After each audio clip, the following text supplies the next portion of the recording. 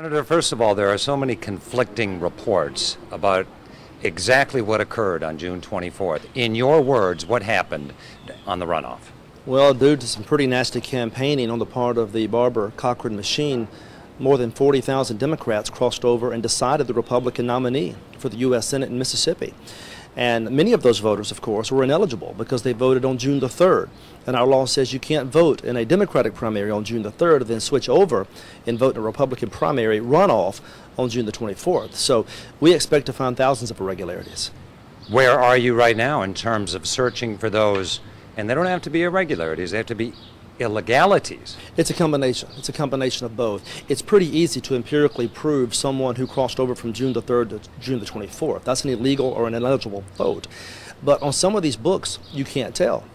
And if you can't tell, that also is so irregular, it can rise to the level of being so problematic that the vote could be tossed out. So you're talking about thousands of irregularities out there, many of which we believe are very, very illegal. And where are you right now in terms of your legal challenge to the results on June 24th? We are collecting the evidence and collecting the data as we speak. We've seen two allegations, you've probably seen that, of illegal activity on the part of the Cochran count. Outside of the illegal activity we've seen, we're talking about just problems with courthouses now. In our preliminary investigation, we discovered more than 5,000 irregularities. We anticipate that number could double as we move through our formal investigation today and tomorrow. Now, a lot of people are saying, Senator McDaniel, if you have this evidence, come forward with it. The Cochran campaign was even more blunt when they said put up or shut up. Yeah, they have a strange choice of words there when they tell people to shut up simply because we're trying to find integrity in the system. Justice matters, and we're going to bring our evidence to them soon enough, I promise you that. Do you have a deadline where you're going to reach a point where you're eventually going to say, the deck is stacked against me, I have no further legal recourse, I will just concede this race? Congratulations, Senator Cochran. It all depends on the evidence. It all depends on the evidence. What we're doing now is finding objective evidence of wrongdoing, objective irregularities. The more we find of that, the more likely it is we proceed forward and fight in court.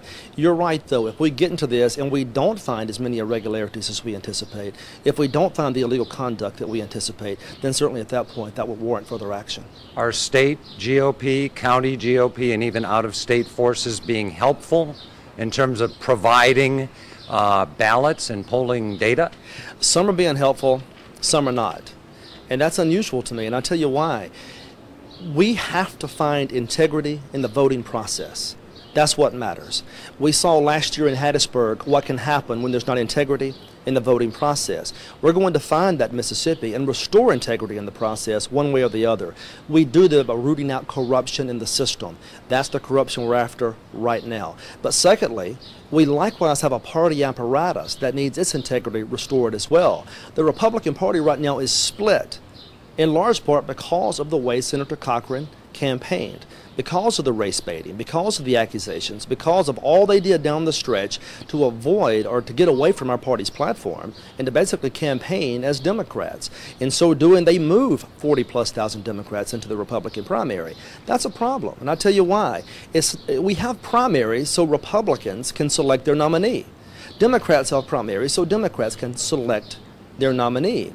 It's not right or ethical to push 40,000+ of the other party into a primary so that they decide the nominee. Primaries matter. The integrity of those primaries matter, and that's why all of this is so important. Some might argue it's just a matter of strategy, and the Cochran campaign out-strategized you, if I can make up a word. Well, if strategy means abandoning the Republican platform, if strategy means running as a liberal, not as a conservative, if strategy means race baiting, if strategy means saying that if I'm elected that we're going to destroy people's right to vote, if strategy means saying that if I'm elected that welfare is going to dry up, if that's their strategy, that is not an ethical strategy. It is not the strategy of honorable men. It is not the place of Republicans to campaign in that way. Republicans need to campaign with principle and, yes, have a big tent, but do it by maintaining your core integrity, not by violating that and pushing conservatives out the door the way they did on the 24th. Has the Cochran campaign reached out to you yet? Oh, no, they haven't, not at all. I've asked them to join us in finding the problems. they could be an instrumental part in correcting the problem in this state. We know the integrity of the vote matters. We know there are problems out there. Instead of standing back and watching, they should come join us arm in arm, and let's find the corruption, let's find the illegal votes, and let's move forward. Let's just say, for the sake of argument, that things don't go your way and Senator Cochran is declared the winner of the Republican. He's the Republican nominee going into the November general election. You have 183,000 some votes in your possession. What do you plan to do with those votes? What do you plan to tell your supporters? The people of this state, the ones that supported our candidacy, they wanted a conservative voice in Washington, D.C.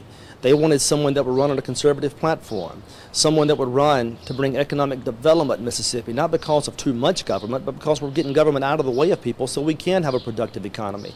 That's what they demand. That's what they expect. Conservatives are rightfully angry right now because of the way the last 3 weeks of that campaign was run. It's inexcusable the way the Cochran campaign behaved. It's inexcusable from the standpoint of reaching out and race baiting. It's likewise inexcusable for the standpoint of perhaps, we don't know yet, but perhaps being involved in some very improper conduct. Do you feel like you're racing the clock right now? Do you feel like you don't have much time left and you're going to have to make a decision, that the rubber's in ready to hit the road? No, there's no timetable on justice. I'm dead serious about this. I'm dead serious about this. This is no longer about a candidate. It's no longer about a campaign. We're going to find the corruption in Mississippi if it exists. We're going to put an end to it once and for all. Thank you, Senator. Thank you.